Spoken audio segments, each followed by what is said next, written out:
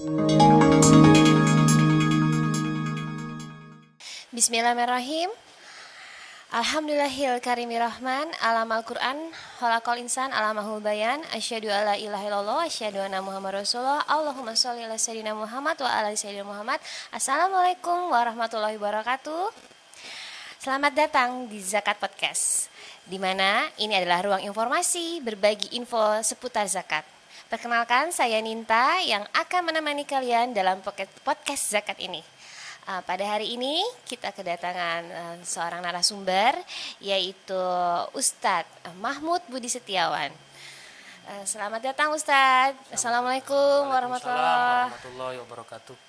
Iya, jadi kita dalam podcast zakat ini insya Allah ini akan menjadi ruang bincang-bincang kita, sharing ilmu dan ngobrol-ngobrol segala suatu informasi terkini tentang zakat maupun apapun berita-berita yang berhubungan dengan zakat. Jadi alhamdulillah dalam kesempatan kali ini kita beri judul podcast zakat ini adalah Tadabbur Al-Quran Ayat-Ayat Zakat bersama Ustadz Mahmud. Gimana Ustadz, kabarnya sehat Ustadz? Alhamdulillah baik, sehat walafiat. Alhamdulillah. Semoga Mbak juga baik. Amin. Dan diberkahi hidupnya semuanya. Amin. Iya Ustadz, terima kasih loh untuk waktunya sudah hadir nih di acara podcast zakat ini. Iya Ustadz, kita nih yang lalu pernah membahas nih tentang garis besar zakat itu apa, hikmahnya, hukumnya. Nah, kali ini akan lebih afdol kalau kita membahas zakat ini merujuk pada ayat-ayat Al-Quran, Ustadz. Jadi kita ingin mentadaburi ayat Al-Quran terutama tentang zakat, Ustadz. Gitu. Jadi kita mengundang Ustadz untuk menjelaskan ayat-ayat apa sih yang mengandung perintah zakat ini. Dan sebelumnya Ustadz mau nanya Ustadz, arti tadabbur itu sendiri apa Ustadz? Oh, baik, terima kasih atas kesempatannya. Memang sebelum kita melangkah lebih jauh berbicara tentang tadabbur ayat-ayat zakat, dalam disiplin ilmu tertentu itu ada sebuah tradisi. Biasanya tradisi itu diawali dengan ta'rif, yaitu definisi. Sebab tanpa mengetahui definisi terhadap kata-kata yang kita sampaikan ke orang, maka kita tidak akan mengerti maksud dan tujuannya. Oleh karena itu, sebelum kita menjelaskan lebih jauh tentang tadabbur ayat-ayat zakat, semestinya kita juga tahu paling tidak gambaran globalnya. Apa sih yang dimaksud dengan tadabbur? Nah, tadabbur ini kalau kita melihat, maksud saya membaca buku-buku karya ulama yang memang otoritatif di bidangnya. Jadi tadabbur itu secara bahasa itu asal katanya itu dari kata dubur, artinya itu belakang atau akhir sesuatu. Makanya ada hadis duburo kulas sholati, maksudnya itu di akhir sholat. Di akhir sholat maksudnya dianjurkan membaca misalkan ayat kursi, zikir-zikir yang masyru' atau disyariatkan oleh Nabi. Jadi kata kunci asal bahasanya itu adalah belakang atau akhir. Nah, kemudian kalau kata tadabbur sendiri itu merupakan masdar dari fi'il humasi atau kata kerja yang biasa dilafalkan dengan tadabbaro ya tadabbaru tadabburon. Artinya kalau kita melihat di sini, saya tulis juga penjelasan Muqatil bin Sulaiman, kemudian Abu Hayyan, seorang ulama kenamaan di dalam bidang ilmu tafsir, itu artinya itu tidak lepas dari beberapa kata, misalkan berpikir dan merenung. Oh, proses berpikir dan merenung. Berpikir dan merenung. Dan perenungannya kalau tadabbur itu lebih menarik karena apa? Karena perenungan di sini itu bukan sekedar merenung saja, bukan sekedar mikir-mikir saja, tetapi ada outputnya.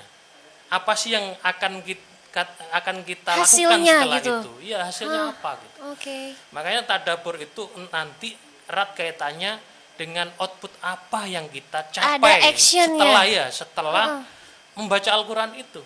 Bukan sekedar menikmati keindahan Al-Quran sebagaimana pakar bahasa, tetapi bagaimana Al-Quran itu yang sebelumnya itu hanya di dalam kertas mampu mewujud dalam kehidupan nyata. Ada implementasinya, ada itu tadi Berarti amalannya lebih dalam ya tadabur lebih itu dalam, ya. lebih Oh, nggak hanya sekedar hanya tahu arti tadabur terjemah, nggak hanya sekedar gitu makanya ya. kita coba kita ini ya, kita baca beberapa definisi tentang Boleh, tadabur, Ustaz. misalkan dari Muqatil bin Sulaiman.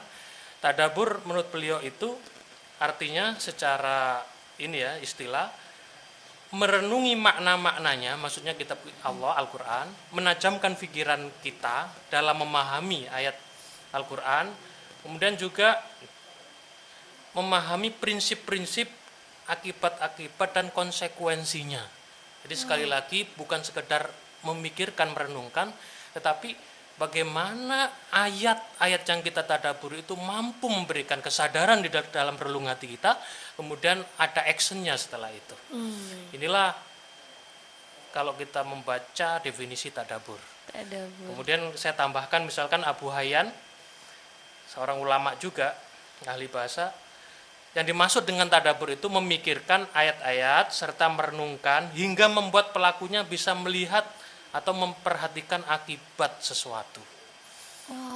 Jadi ada bukan sekedar memikirkan, tetapi ada itu tadi.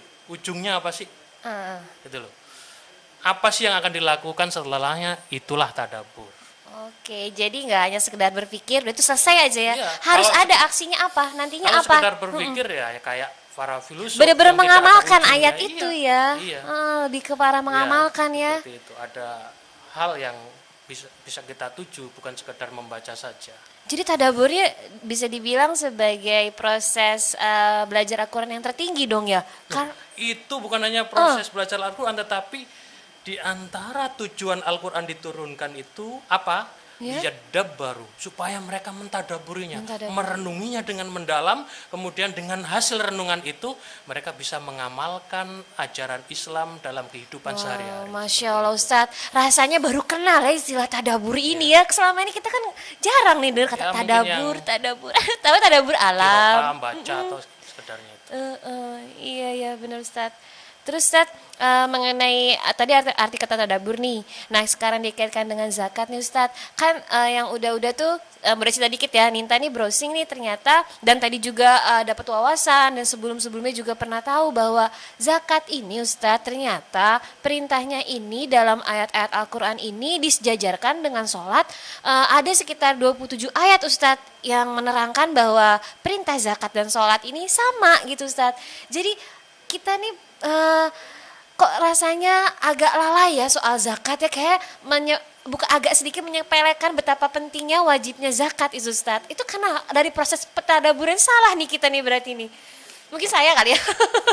Pertanyaan yang bagus, cuman sebelum saya menjawab pertanyaan yang bagus itu, saya juga mulai dari bahasa ya, arti bahasa, definisi zakat itu supaya kita Zakat. mempunyai gambaran. Karena kita tidak akan bisa mengenal sesuatu kalau kita tidak ada gambaran yang utuh, jernih dan jelas. Zakat secara bahasa itu artinya ada 3 kalau kita melihat itu ya, kamus-kamus bahasa Arab. Di sini saya catat ada pertama toharoh. Toharoh Artinya menyucikan. suci mensucikan, kemudian nama itu tumbuh berkembang. Tumbuh berkembang. Kemudian yang terakhir adalah barokah. Jadi dari sisi bahasa saja, dari kata zakat itu sudah mengandung kesucian, mengandung itu tadi pertumbuhan, kemudian mengandung keberkahan, luar biasa. Nah, bedanya bahasa Arab dengan bahasa-bahasa yang lain, sepanjang pengetahuan saya, itu ternyata pengertian secara etimologis bahasa itu selalu ada hubungannya, ada korelasi dengan pengertian istilah. Maka ketika dari sisi bahasa mengandung arti misalkan tadi suci, kemudian tumbuh, kemudian berkah, dalam istilah pun itu juga terkandung itu. Kesucian, keberkahan, pertumbuhan dan sebagainya. Jadi dari Ada satu kata kaitannya, zakat ada semua. kaitannya, iya. Itu satu kata mengandung banyak makna. Itulah salah satu Kaya ya bahasa Arab. Arab itu kaya Sangat sekali. kaya. Makanya Quran diturunkan dalam bahasa Arab karena katanya itu kaya. Karena saya pernah baca juga, kadang kata pedang aja Ya? itu bisa ratusan. Pedang, kata onta dan seterusnya. Oh iya benar Ustaz. Ini menunjukkan kekayaan bahasa. Nah kita kembali, sedangkan menurut syariat, zakat itu kalau kita baca misalkan keterangan Imam Mahmud As-Subuki ya, itu kata beliau hakun wajibun fil mal lillah. Jadi kewajiban yang ditetapkan oleh Allah Subhanahu wa taala dalam harta kita. Itu kata ini ya, kata Kewajibannya singkatnya, dalam harta kita. kata singkat dan jelasnya sebagai ini ya, sebagai pijakan. Nanti kita membincang masalah zakat yang lebih jauh. Nah, untuk pertanyaan tadi terkait kenapa dalam Al-Qur'an zakat dan sholat itu selalu diiringkan, digandengkan. Ya, sudah satu jodoh ini. Kenapa dijodohin seperti itu? Nah, sebelum itu saya juga ingin mengungkapkan bahwasanya betul tadi bahwa kata zakat dalam bentuk makrifah atau maksudnya makrifah itu kalau dalam bahasa Arab itu biasanya menunjukkan hal tertentu dan jelas. Biasanya ada tambahan kata alif dan lam. Itu tertentu dan jelas. Itu disebut sebanyak 30 kali. 30 kali. Paling lebih itu kalau yang saya baca itu 32. Nah, yang disebut secara berulang-ulang dengan sholat itu sebanyak 27. 27 ya. Sebanyak 27. Nah, penyebutan yang berulang-ulang seperti ini kalau kita membaca Al-Qur'an secara tadabbur, maka kita akan menemukan banyak sekali sebenarnya hikmah yang mungkin selama ini kurang diperhatikan kebanyakan orang. Ya, kenapa sih kok selalu digandengkan antara sholat dan zakat? Nah, ini kalau kita renungi di dalamnya ada makna yang dahsyat sebenarnya. Apa itu Ustadz? Penasaran nih. Di antaranya tadi sudah saya catat ya, menurut beberapa ulama, hikmah dari digandengkannya zakat dan sholat itu diantaranya pertama, as-sholatu tatadhammanul ikhlas lillah wa zakatu tatadhammanul ihsan li khalqillah. Jadi sholat itu mengandung keikhlasan seorang hamba kepada Allah Subhanahu wa taala, sementara zakat itu mengandung makna berbuat baik kepada makhluk Allah Subhanahu wa taala. Kalau saya sederhanakan, sebenarnya penggabungan kata sholat, iqamah sholat, menegakkan sholat dengan zakat itu sendiri, ini merupakan paduan yang sangat harmonis dan apik bagaimana hubungan kita pribadi dengan Allah itu bagus, ya, hablum minallah bagus. Kemudian zakat ini hablum minanas. Lengkap. Dua-duanya bagus. Harus paket. Iya, satu paket. Kalau kita pakai terminologi ibadah, berarti ibadah dengan Allah bagus, ibadah vertikalnya, kemudian ibadah horizontalnya dengan sama makhluk itu juga bagus. Nah, karena itulah zakat dan sholat itu disebut sebagai rukun Islam. Karena kalau salah satu pilar ini hancur, tidak tegak, maka bangunan Islam akan roboh. Maka dari itu ketika misalkan pada zaman Abu Bakar As-Siddiq, di saat banyak orang yang murtad tidak mau membayar zakat, apa kata Abu Bakar? Beliau yang prioritaskan pada waktu itu mereka harus diperangi. Kenapa?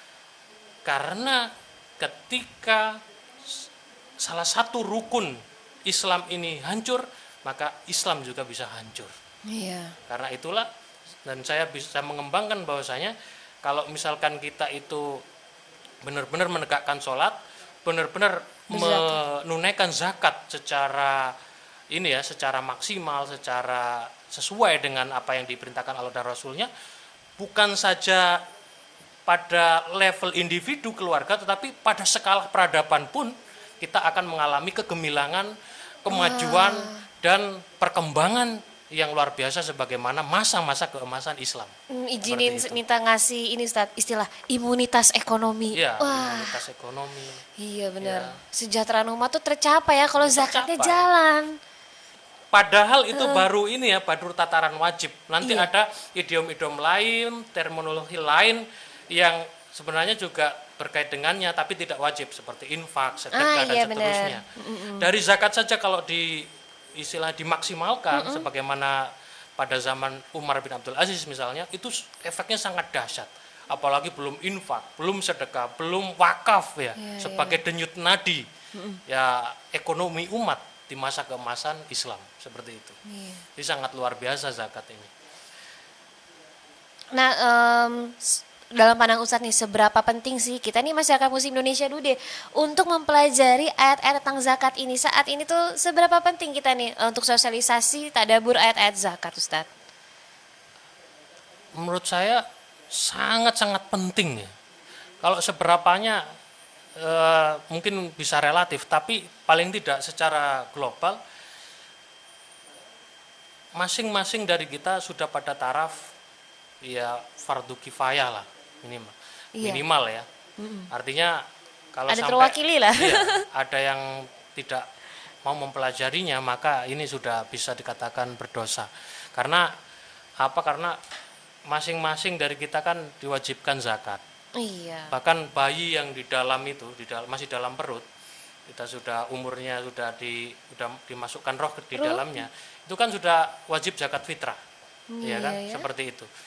Nah, makanya karena ini merupakan rukun Islam, kemudian juga di dalamnya mengandung banyak hikmah dan nilai-nilai yang luhur dan agung, maka sangat disayangkan kalau sampai kita mengabaikan Iya. zakat ini.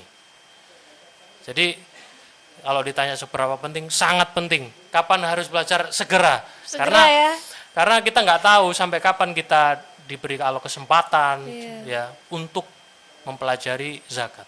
Iya, ini juga salah satu ikhtiar kita, Ustadz, bikin podcast zakat kita ini untuk ya bisa mengedukasi setidaknya berbagi ilmu dan wawasan supaya semakin sadar dan bangkitlah giroh kita untuk berzakat.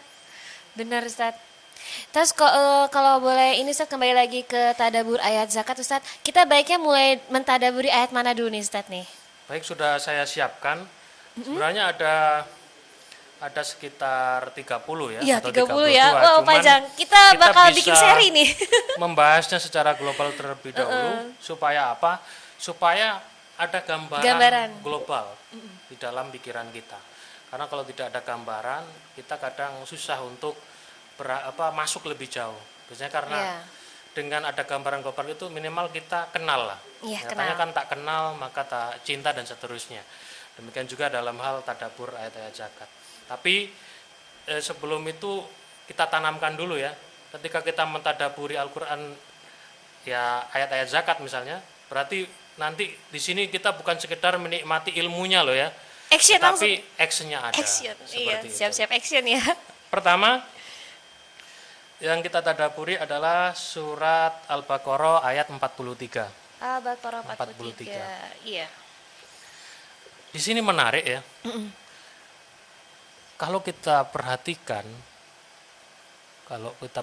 ayat-ayat Al-Qur'an dari awal sampai akhir, ternyata perintah zakat ini bukan hanya diwajibkan bagi orang Islam saja di masa ini. Ustaz? Tetapi diwajibkan kepada orang-orang sebelum kita, Bani Israel misalkan. Di sini disebutkan dalam surat Al-Baqarah ayat 43. Saya bacakan artinya saja ya. Iya. Biar menyingkat waktu.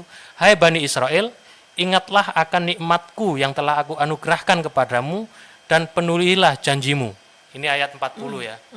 Nah, saya persingkat di ayat 43, dan dirikanlah sholat, tunaikanlah zakat, dan rukuklah beserta orang-orang yang ruku. Karena Bani Israel dulu masih ruku ya, belum sujud ya. Enggak, artinya gini. Maksudnya saya gini, artinya kewajiban sholat, menegakkan sholat dan zakat itu juga diwajibkan pada umat-umat terdahulu. Bayangkan seperti Yahya, seperti Nabi Isa ya, dikatakan wa ausoni bis sholati wa zakati madumtu hayya. Allah memerintahkanku untuk menjaga sholat, menegakkan sholat dan zakat selama aku masih hidup. Itu artinya apa? Hal ini tidak bisa dilepaskan walau hanya sedetik pun kewajiban ini hingga nanti di akhir hayat. Semoga kita bisa husnul khotimah, bisa menjalankan ibadah ini dengan sepenuhnya dengan sempurna mungkin. Dalam ya. Semua ayat Al-Quran dalam ternyata kalau mau belajar ya. Baru tahu nih ternyata Al-Baqarah 43 bunyinya seperti ini tadabbur ayatnya nih. Makanya di sini saya kasih tadabbur misalkan dari Syekh Sa'di. yang menulis tafsir Taisir Al-Karim Rahman. Beliau mengatakan setelah mengemukakan ayat tadi ini, surat Al-Baqarah ayat 40 sampai 43, yang ayat 43 ini khusus membahas tentang zakat ya, yang disandingkan dengan sholat. Beliau mengatakan seperti ini. Jika Anda melakukan hal itu, maksudnya zakat, sholat dan seterusnya tadi, ya, ma'iman, dengan keimanan yang benar-benar tulus, benar-benar kuat di dalam hati, faqad jama'tum bainal a'mal dhahira wal batinah. Berarti kita telah menggabungkan, mengharmonikan antara amal yang lahir dan batin. Dua-duanya itu bisa disatukan. Dalam istilah lain yang sudah kita sampaikan tadi, kita sudah menggabungkan juga antara ibadah kita dengan Allah secara pribadi yang tadi halumin Allah halumin nanas, juga kita bisa melakukan ibadah secara sosial, yaitu dengan sesama manusia, suatu wujud kepedulian kita kepada balance orang ya lain. Ustaz. Iya, ya. sangat-sangat. Ini Balancing. Islam menganjurkan tawasud Iya. pertengahan. Sebentar saya potong, misalkan Nabi Muhammad saja sebelum beliau diutus menjadi nabi, tahu nggak beliau itu dikenal sebagai sosok seperti apa? Jujur, Kejadian amanah. misalkan kan wahyu, kan turun wahyu tuh, Iya. kemudian terputus beberapa saat itu terputus, kemudian beliau bersedih, kemudian Khadijah sebagai istri tercinta itu menenangkan kegundahan dan kegalauan beliau. Tahu nggak apa itu yang disebut oleh Khadijah saat menenangkan sang suami? Apa itu Ustaz? Nah, salah satunya ternyata Nabi Muhammad SAW mempunyai kebiasaan yang sangat luhur. Apa itu? Kata Khadijah, tenanglah, kamu tidak akan disia-siakan Allah. Kenapa? Karena kamu rajin menyambung silaturahim, kamu rajin memberikan sedekah kepada orang yang tidak mampu, kamu rajin memberi, dan seterusnya, yang artinya beliau itu peduli terhadap orang. Sesama. Iya, sesama pada orang, bahkan kepada makhluk-makhluk lain juga peduli. Iya, iya. Karena itu kita perhatikan ternyata kepedulian beliau kepada orang lain itu juga berdampak pada itu tadi, Allah juga peduli pada beliau. Insyaallah. Ternyata hubungan baik dengan manusia itu juga Membuat bisa rahmat Allah memancing turun. rahmat Allah turun. Rahmat Allah turun, Tentu Masya saja Allah. ya itu tadi dengan keimanan, dengan keislaman yang benar ya, tentu saja seperti itu. Itu yang dari surat Al-Baqarah ayat 43. Nah, kemudian yang kedua surat Al-Baqarah ayat 83. Nah, artinya, dan ingatlah ketika kami mengambil janji dari Bani Israel, yaitu janganlah kamu menyembah selain Allah dan berbuat kebaikanlah kepada ibu bapak dan seterusnya ya, sampai pada kata-kata Orang dirikanlah sholat dan tunaikan zakat. Iya. Kemudian kamu Kemudian kamu tidak memenuhi janji itu kecuali sebagian kecil daripada kamu, dan kamu selalu berpaling. Jadi di sini Memang tantangannya ada, pasti orang tuh di sini disebut seperti ini ya. Bani Israel itu kikir. untuk diajak pada sesuatu untuk Yang baik, yang baik itu masih perlu mikir, itu tadi, banyak pertimbangan. mengambil janji, perlu perjanjian. Harus deklarasi, janji dulu. Harus diancam dulu, harus. Jadi Ya dari ampun. ayat ini pun kita Iya, bisa ya. mengambil pelajaran bahwasanya jangan sampai kita itu seperti mereka Diambil perjanjian dalam dulu. menunaikan zakat. Iya. Mereka itu kalau dikasih perintah biasa-biasa saja, Nggak dijalanin. nggak dijalanin. Kadang-kadang yang janji pun itu mereka langgar gitu. Astagfirullah, ya. Jangan Tapi sampai di seperti sini itu ya. menggambarkan suatu hal yang penting, bahwasanya di samping zakat itu memang sudah diajarkan dalam masa lalu ya kepada umat-umat terdahulu, tapi juga kita juga bisa mengambil pelajaran dari Bani Israel ini agar jangan niru mereka. Kita Mengambil pelajaran lah. mengambil dari- pelajaran, artinya membayar zakat itu bukan karena terpaksa, ya karena disuruh orang, karena ya orang yang kita cintai dan seterusnya, tetapi benar-benar datang dari hati. Makanya kalau kita membaca kitab Ulumul Quran Mabahis fi Ulumil Quran, karya ulama yang bernama Mana' Al-Qattan. Di situ dibedakan antara kata i'to sama ita. Kan kalau di dalam Al-Qur'an kata yang dipakai untuk zakat kan wa yu'tunaz zakat ya, atau wa ita'uz zakat, seperti itu. Kenapa kok nggak pakai a'to atau yu'tuna? Nah, di sini ada rahasia menarik bahwa kata ita itu bermakna kita memberikan zakat itu karena itulah keikhlasan, ketulusan hati kita. Tidak ada paksaan, tidak ada faktor-faktor lain, tidak ada pretensi lain selain hanya karena ingin Mengharap mendapatkan ridho ridho Allah Allah. Subhanahu wa taala. Tapi kalau akto atau ito itu memberi bisa jadi karena dia dipaksa. Iya, Makanya di dalam Al-Qur'an itu kata ito digunakan misalkan Ada untuk niat lain lah di balik selain Allah. Iya, untuk misalkan orang yang membayar jizyah. Jizyah Jizyah. itu kewajiban membayar semacam pajak tapi bukan pajak ya. Bagi orang yang Minta non muslim perlindungan, minta yang perlindungan. hidup di negara muslim, Minta maka dia perlindungan. harus membayar Iya, jizyah. jizyah. Makanya dia memberi kan, kata memberi. Nah, mereka memberi itu kan kadang ya karena terpaksa, Iya. karena kan ikut di dalam negara muslim Islam. dan seterusnya. Nah, makanya diksi yang dipakai di dalam Al-Qur'an itu ita. Ita. Itu menunjukkan bahwasanya Ada dalam keikhlasan. membayar zakat itu usahakan dengan cinta, usahakan dengan hati yang tulus, usahakan dengan itu tadi hati yang lapang. Oh, iya, Seperti hati yang itu. lapang. Rahasia digunakan kata ita. Kemudian selanjutnya di surat Al-Baqarah ayat 110. Nah, di sini juga masih terkait dengan tema yang sama, bahwasanya sholat dan zakat itu masih bergandengan. Dan dirikanlah sholat dan tunaikanlah zakat. Dan kebaikan apa saja yang kamu usahakan bagi dirimu, tentu kamu akan mendapat pahalanya dari sisi Allah. Sesungguhnya Allah Maha melihat apa-apa yang kamu kerjakan. Nah, sepintas kita bisa mengambil isyarat tadabbur dari ayat ini. Tidak usah khawatir, tidak usah risau, tidak usah takut.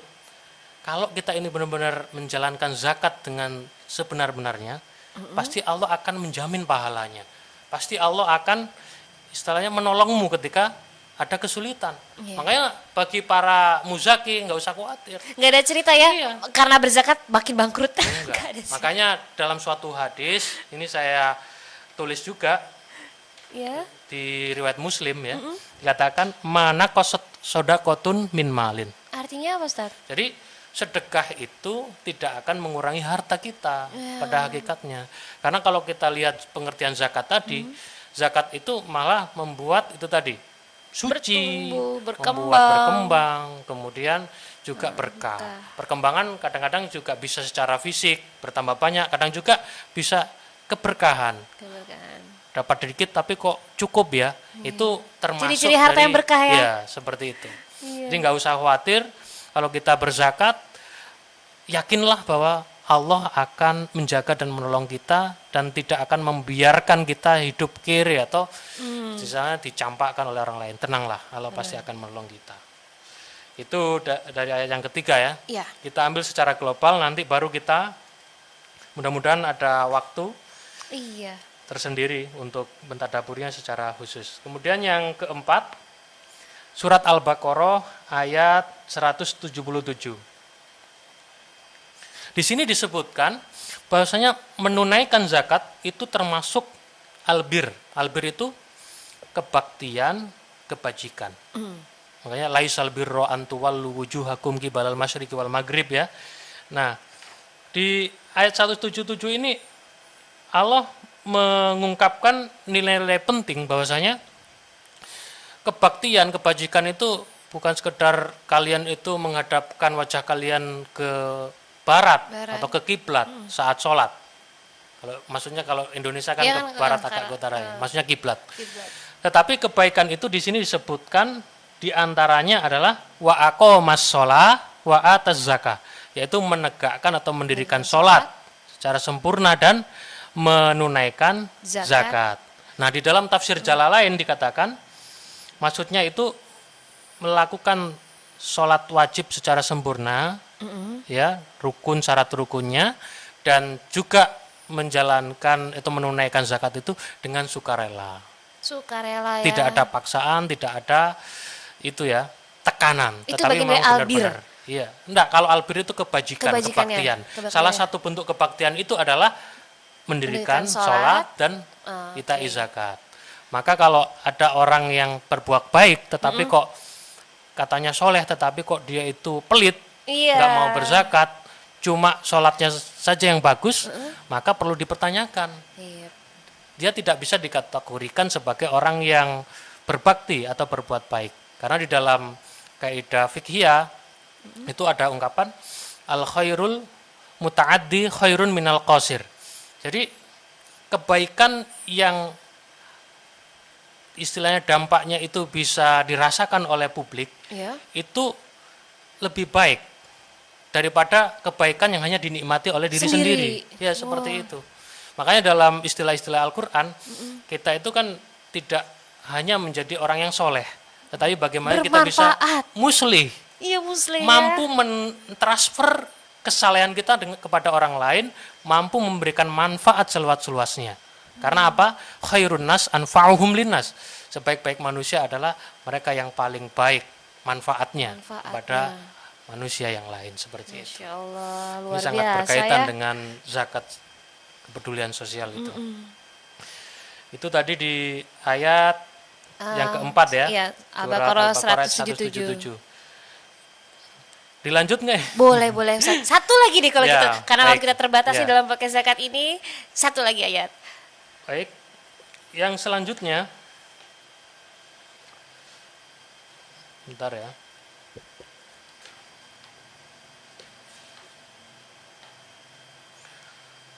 Zakat kalau kita lihat di dalam surat Al-Mu'minun, surat ke-23, Ya. ayat 1 sampai 11. Ini kan dibuka dengan qad aflahal mu'minun. Qad aflaha. Sungguh telah beruntung orang-orang yang beriman. Ini jaminan dari Allah. Kalau Allah sudah ngomong sungguh, pasti itu terjadi. Tapi kalau kita kan sungguhnya kita kadang-kadang masih nggak terjadi, bohong dan seterusnya. Tapi ini sudah jaminan Allah. Sungguh beruntung orang-orang beriman. Salah satu cirinya apa? Di situ disebutkan pada ayat keempat, walladzina hum lizzakati fa'ilun. Orang-orang yang menunaikan zakat. Iya, fa'ilun benar-benar ngerjakan. Fa'il ya, bukan kerjain. sekedar motivator zakat, tetapi Action. dia action. Action. Oh, zakat itu bagus, Masya bukan sekedar Allah. itu, tapi langsung terjun. Fa'il, pelaku, seperti Pelaku. itu. Nah, kita lihat di ayat terakhir, apa kata Allah? Ulaika humul warisun, alladzina yarisunal firdausa hum fiha khalidun. Ternyata orang yang menunaikan zakat dengan penuh ketulusan, sesuai dengan apa yang diperintahkan Allah dan Rasulnya, mereka itu akan mendapatkan surga Firdaus. Firdaus. Surga tertinggi. Dan kita bisa hidup berdampingan dengan Rasulullah SAW. Yuk sama-sama kita ke surga yuk. Mari Luar tunaikan biasa. zakat. Masya Allah. Ya. Bahkan di ayat lain yang masih ada kaitannya ya, ternyata orang yang berzakat, kalau kita membaca surat Al-Ma'arij ayat 24 itu, mereka di dalam hidupnya tidak akan terserang penyakit keluh kesah di dalam hidupnya. Anti ngeluh. Iya, kan Ikhlas watak ya. manusia kan innal insana khuliqa halu'a. Sesungguhnya manusia itu diciptakan dengan memiliki watak berkeluh kesah. Iya, berkeluh kesah. Nah, ternyata yang selamat itu adalah musallin, yaitu orang-orang yang sholat. Apa ciri-cirinya? Nah, di antara cirinya pada ayat 23 dan 24, alladzina hum ala sholatihim daimun, yaitu orang yang secara dawam, secara konsisten menjaga sholat.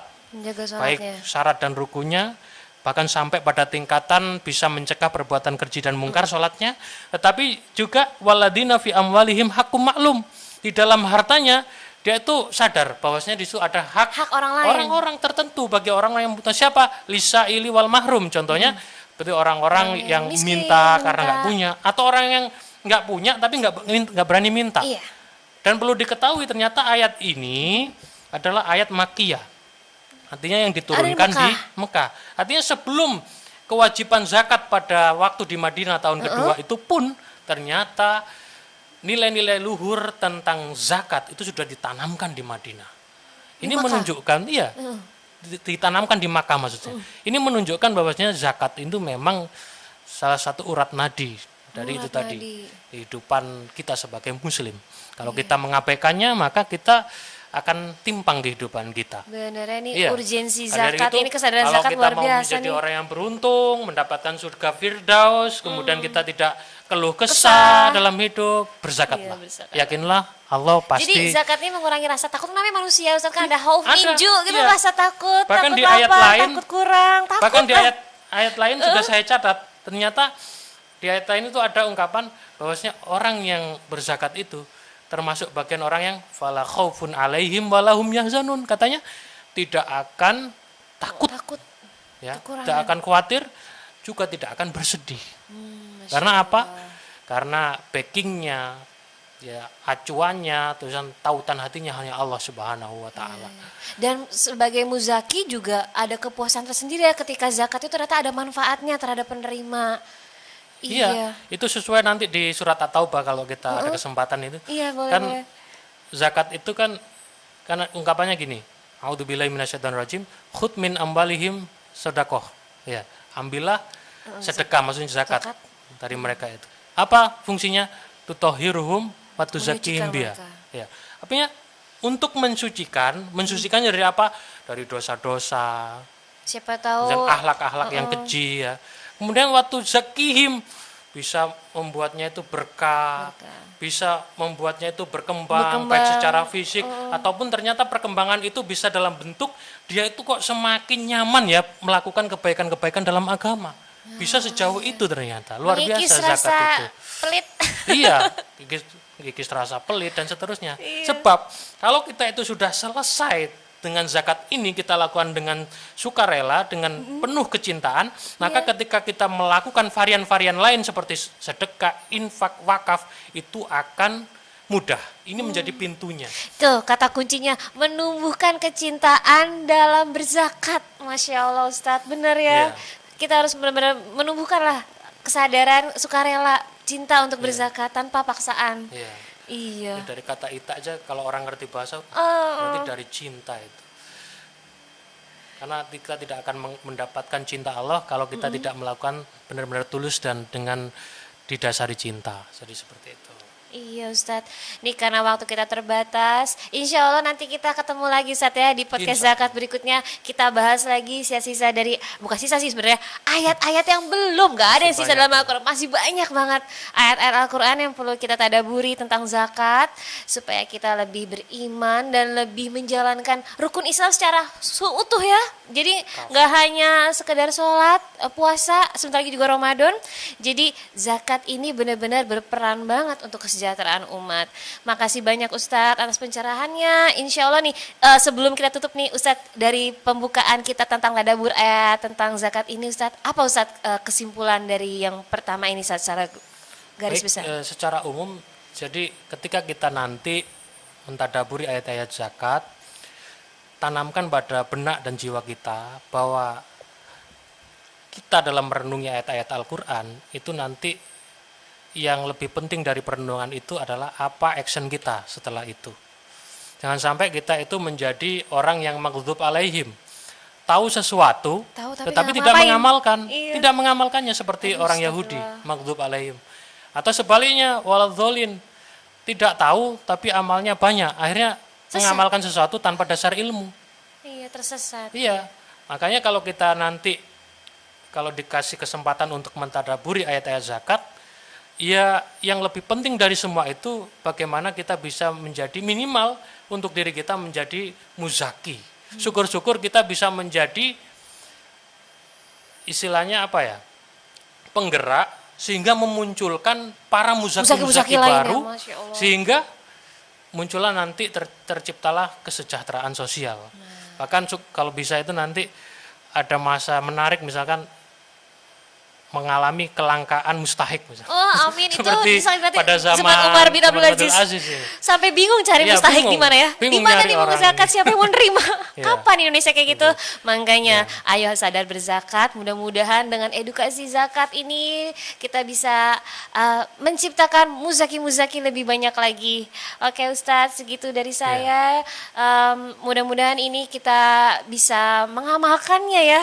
Benar-benar ada actionnya dari tadabur ayat-ayat zakat yang tadi kita bahas bersama Ustadz Mahmud. Terima kasih banyak Ustadz. Jazakumullah khairan kasiron. Mau merebati nih Ustadz kalau ada salah-salah kata nih. Kefakiran ilmu saya. Iya, segitu acara podcast zakat kita hari ini dalam tadabur Al-Quran ayat-ayat zakat. Alhamdulillahirrahmanirrahim. Terima kasih banyak telah menyimak dari awal hingga akhir. Wabillahi taufiq wa hidayah. Subhanakallahumma bihamdika asyhadu an la ilaha illa anta astaghfiruka wa atubu ilaik. Wassalamualaikum warahmatullahi wabarakatuh. Waalaikumsalam warahmatullahi wabarakatuh.